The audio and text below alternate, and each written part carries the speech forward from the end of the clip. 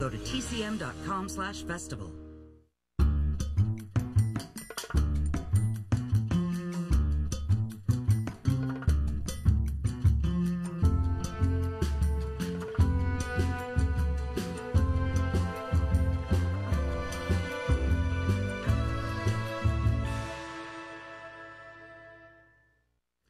Hey there, everybody. Thanks for joining us on Turner Classic Movies. I'm Ben Mankiewicz. Up next, another film starring a rugged and underrated actor, Rod Taylor. It's also the film that made Taylor a leading man in Hollywood. From MGM in 1960, it's The Time Machine. The idea of time travel is one of those rare concepts that appeals not only to the most dedicated science fiction fans, but to just about everyone who loves a good story.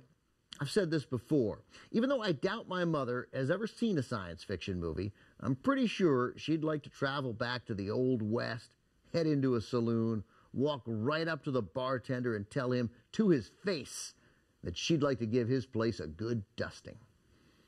Anyway, few people wrote science fiction better than Herbert George Wells, and this film, The Time Machine, is based on one of H.G. Wells's most popular novels.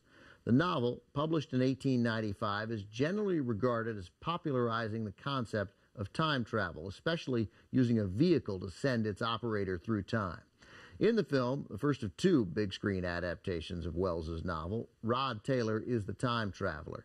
Initially, he goes just a few years into the future, then hundreds of thousands of years. The film is directed by George Powell, working on his second adaptation of a Wells story.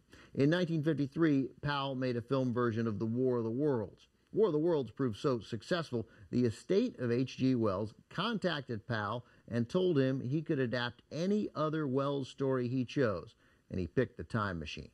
Wells's compelling story was enhanced considerably by the special effects, which consisted mostly of time-lapse photography. It's something we've all seen today, but in 1960, the innovative visual treatment dazzled audiences, helping the film earn the Academy Award for Best Special Effects. Also featuring Alan Young, Yvette Mimieux, and Sebastian Cabot. Here's The Time Machine.